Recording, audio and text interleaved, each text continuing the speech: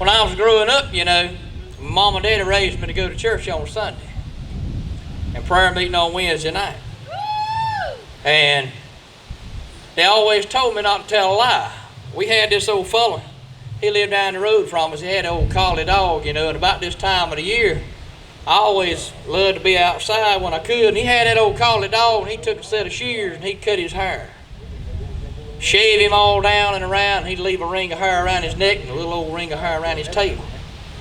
I was out there in the backyard one day playing around. Here come that old dog running around through there. Boy, scared me plumb half to death. I turned around and looked. I went running and crying in the house. Said, Mama and Daddy, there's a lion in the yard. Lion in the yard. My daddy looked at me. He said, boy, there ain't no lions down here in Johnston County. There ain't no lion. Says, I tell you what we told you going to church. Ain't you listen to the preacher on Sunday morning talk about lying? I said, yes, sir, Daddy. He said, well, you go on yonder in your room, you get on your knees and pray, and if the Lord speaks to you and tells you it's all right and he forgives you, I won't whip you. Boy, I tell you what, I sure hated to get a whipping from my daddy, worse than anything in the world. He had an old leather belt that he wore to work, and that thing hurt, but it had holes in it. You could hear it, boy. Woo, woo. Anyway, that's what it felt like to me, to my hind end. But anyway, I come on out of my room after I prayed, and I looked at my daddy, and I said, yes, sir. He said, well, have you talked to the Lord? I said, I had a good, long talk with the Lord. He said, well, what did he say? I said, the Lord told me the first time he saw that dog, he thought he was a lion too. Are the boys ready back there? No, they ain't got here. They're doing nothing. All right. Get in the key of G chord here. We'll do a gospel song then, boys. Key of G chord here. Send this one out to my mom out there, and send this out to Miss Gloria up here. We're glad to have her with us here today. One called Building Great Mansion, Big John.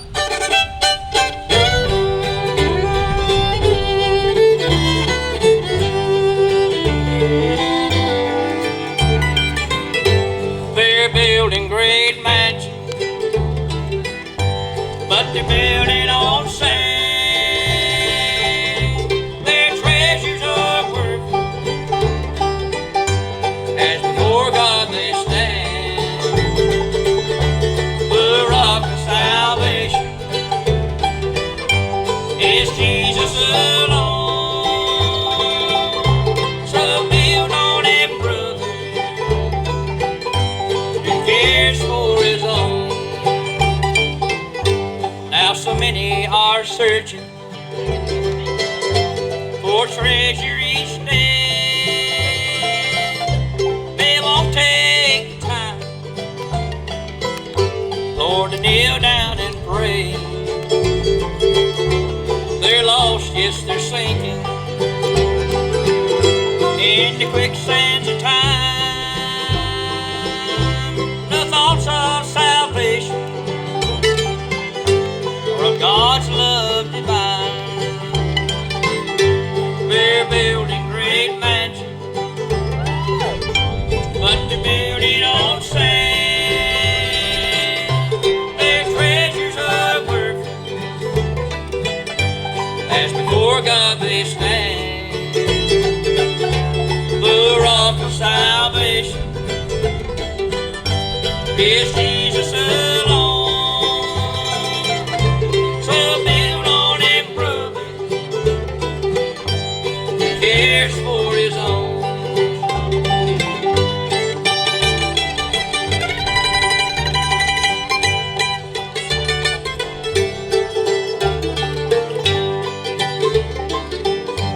They're building great mansions, but we're building on sand.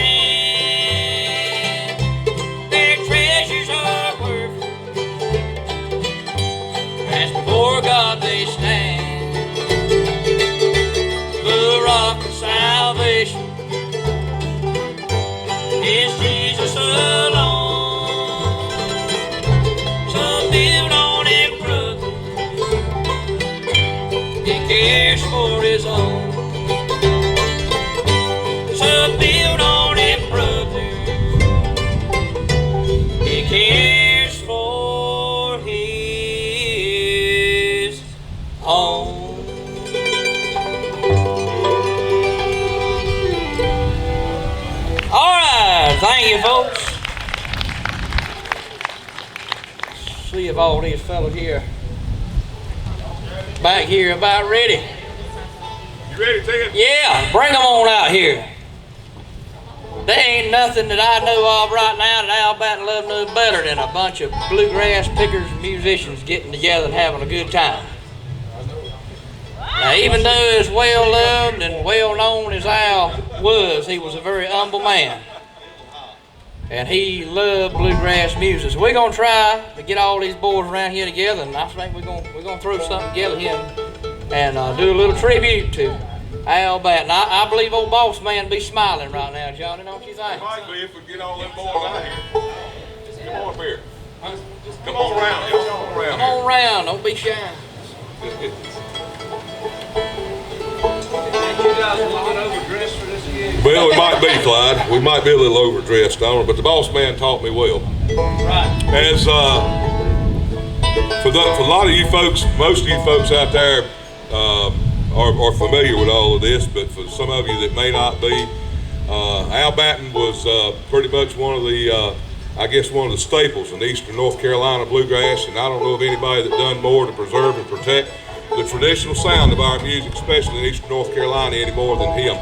Him and along with David Turnage started the Bluegrass Reunion in 1972, and went all the way up until November of 2016, when Al passed right before Thanksgiving 2016. We all miss him. I went with the band, I think, along about 1998, somewhere like that. So I spent 18 years with him. And I was just tickled to death to get to play with him, because I played in jam sessions and things like that. And what you saw when he was on the stage, ladies and gentlemen, was what you got. He wasn't no different off the stage than he was on the stage, whether he was at church or whether he was teaching school or whether he was up here on this stage or sitting under the record table tent or whatever. What you saw was what you got. And I'll tell you one thing he always did love to do. He loved to get folks together like this at the end of a program, and he have what he called a grand functum. Yes, sir. That's what he called it, a grand functum. So, boys, let's grand functum, and y'all pick a banjo tune or something right there in honor of Al. What you in A? Shenandoah breakdown? How about that? Kick her off there, Ryan. Shenandoah breakdown.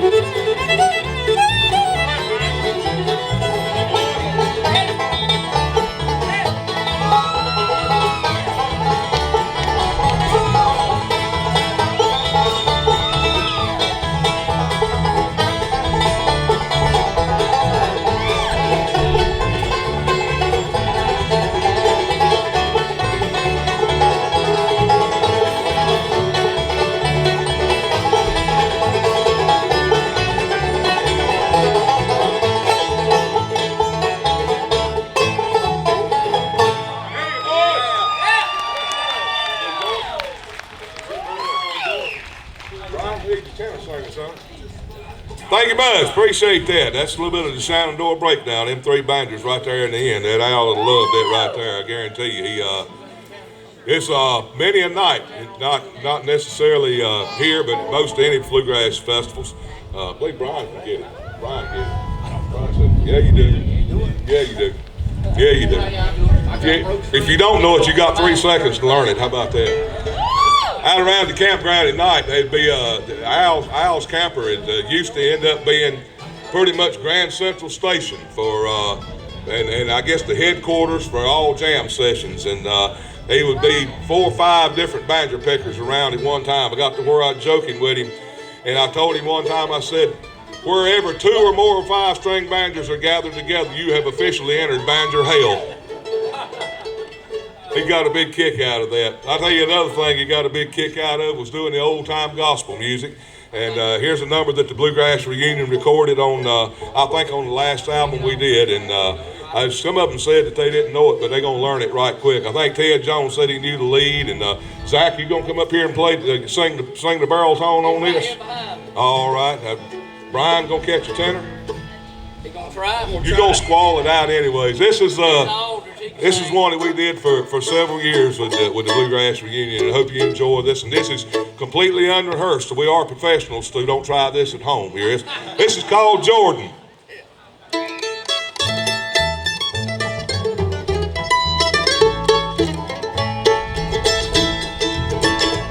Oh, coming as you tread life's journey, take Jesus as your daily guide. Though you may appear saintly, without him walking by your side. But when you come to meet the cross, at the ending of the pilgrim way, if you're ever gonna need our Savior, you surely need him on that day. Now look at that. Oh, Jordan. Look at these Deep water. Look at that. Wide river. Oh, hear the mighty billows roll. You better take Jesus with you. He's a True companion. For I'm sure Without him that you never will make it home.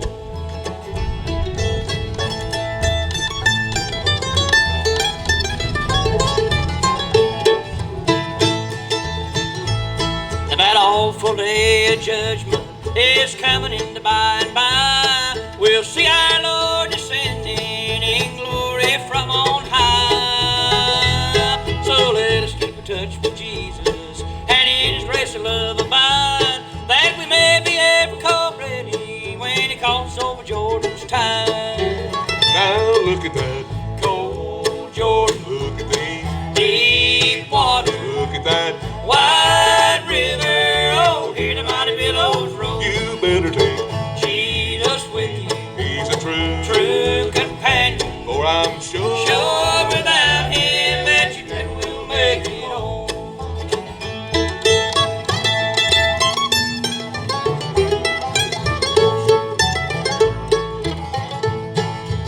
Now look at that.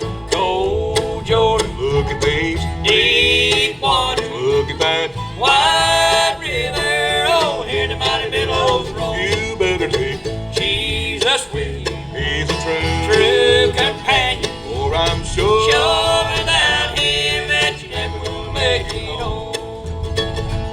Oh, what? What you gonna do? Oh, what? What you gonna say? Oh, how you gonna feel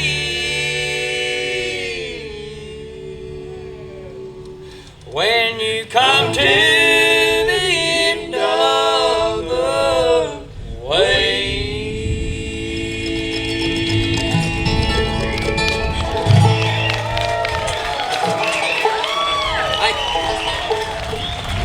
Well, that's work there, didn't it? Don't try this at home. Several of these musicians that's up here today, let's see, Ronnie, well, besides Clyde. Clyde's the oldest one on the stage, and then me and you. And the rest of them up on this stage right here will attest to the fact that they grew up watching Al Batten play music. And he influenced each and every one of them in playing music in one way or another. Now, one thing that I learned right quick during my tenure with the Bluegrass Reunion was Al Batten loved to get young'uns up on stage and play music, give them a chance to get up on stage and play and everything. And we had our plenty of special guests. Matter of fact, I believe everybody on this stage was probably a special guest of the Bluegrass reunion at one time or another during the tenure. This fiddle player right over here in this red shirt, I'm gonna put you on the spot, son. You better be figuring out what you're gonna do.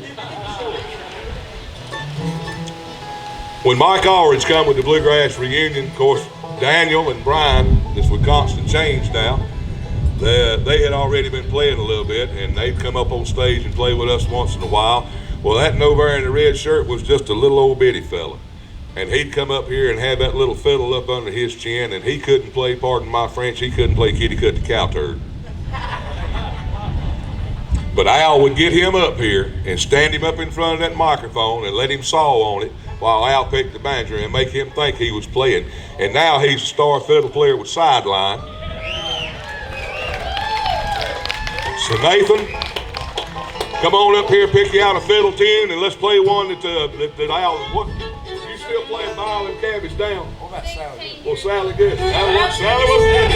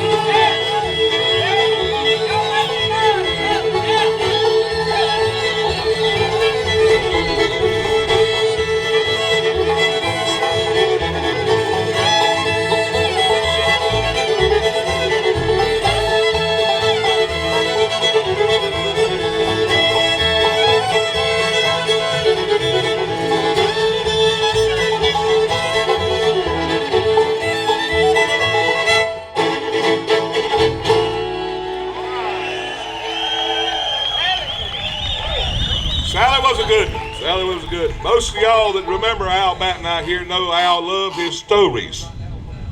Al loved his stories, and he'd tell a story about once or twice a set every time he'd get up here. Well, one of the stories, a lot of times he wouldn't tell a story on himself. So I'm going to tell y'all a first-hand story on Al Batten that they don't nobody in this world know but me and him. And I'm fixing to enlighten y'all. Right after Hurricane Floyd blew through, everything down east down here was flooded. All the water was up and all that stuff. I mean, the water got up, washed about everything away. And the very next week after Hurricane Floyd blew through, we had somewhere to play. I think it was somewhere around Greenville or somewhere like that. Well, I live up towards Burlington, North Carolina. And a lot of you folks know that I work for the North Carolina Department of Transportation in the sign department. And when there's a road that needs to be closed, I have to go close it. And that's pretty important to remember right now. Instead of driving to where we was playing, I drove to Al's house and got in the truck and rode with him. Well, here he takes off through the country. There are them old country roads down around Bethany Church and everywhere else like that. And we come up on this intersection, and he turns down the intersection, and there sits two barricades that says, "Road closed ahead." Well, that's what I do for a living, is close roads. I didn't say a word. He's bebopping on down through there. Here comes up, we see a sign that says, "Road closed ahead." I didn't say nothing. We seen another sign that said, "Road closed 1,000 feet." I didn't say nothing. We see another sign that says, "Road closed 500 feet. I still ain't said nothing. We round the corner, and the water is up over top of the bridge rail. And he slams on brakes and slides up bricks dead right to the edge of the water and said, Big John, I don't believe we can get through there." I said, "Yeah, boss man, that's what we put them damn signs up for."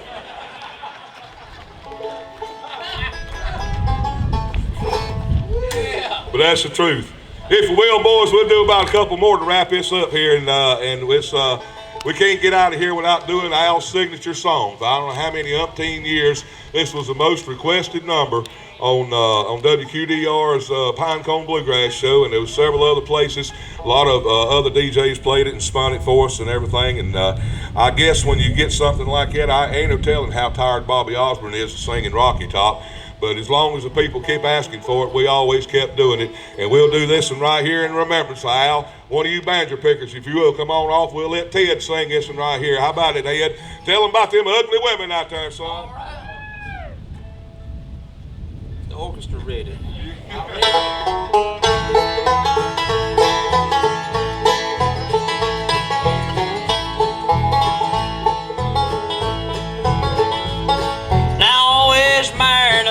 Girl, that's the only kind. They'll never ever leave you, and if they do, you won't mind. My grandpa married an ugly girl, and he took it on the chin. When their baby was born, he turned him over, said, "Look, we got twins." Yes, always marry an ugly girl, that's the only kind. They'll never ever leave you, and if they do, you won't mind.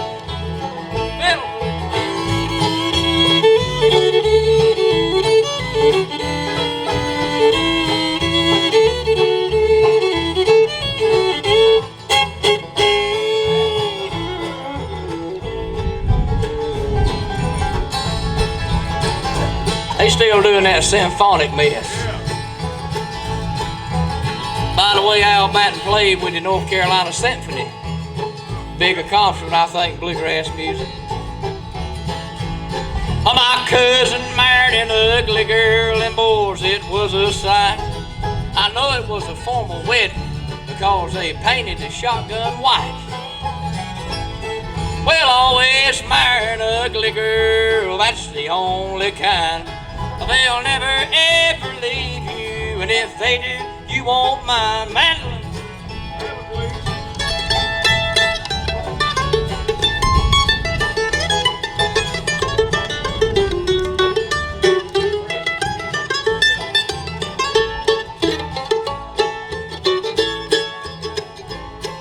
hot today, ain't you? Oh, my brother married an ugly girl and she drank from a cup. She had a great big upper lip, but her bottom lip covered it up. Yes, always marry an ugly girl, that's the only kind. They'll never ever leave you, and if they do, you won't mind. Little banjo now. Yeah. Yes, your banjo turn.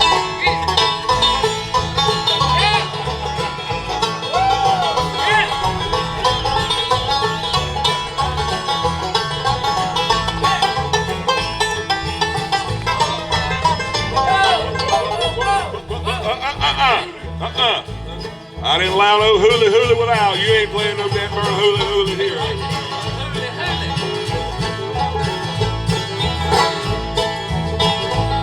Well, I always marry an ugly girl, they'll never ever quit. It's because they think that you're the last chance they'll ever get. Yes, always marry an ugly girl, that's the only kind. They'll never ever leave you, and if they do, you won't mind. We love y'all. Yeah. Thank y'all much. Appreciate that. I always married an ugly girl. That's the one that made Al famous. We hope you've enjoyed a little tribute today to Al Batten. Like I say, it was just a small little token of what we could do today to honor him and honor his memory and his legacy. And we do appreciate y'all sitting out there and putting up with it. We miss him just like all of y'all do. And it was like I said, it's not the reason that all these people are up on here today is because in one way, shape, or form he influenced them. And the reason that you all are sitting out there this afternoon is because he influenced you down through the years too. And we do appreciate that and appreciate your support. And we thank you all for being here with us today and hope you've enjoyed something we had to offer here for you today.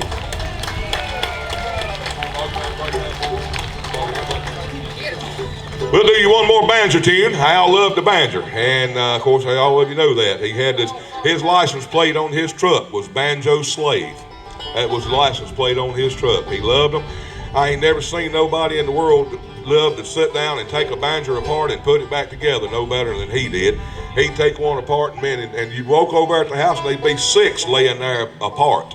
And he knew where every one of them's parts went back to and everything. It'd be the biggest thing I ever seen. So in honor of him, we're going to close it on out of here with one more 5-string banjo tune. And this is the national anthem of the 5-string banjo. Y'all take care and thank you for putting up with us this afternoon. Here's the Foggy Mountain Breakdown.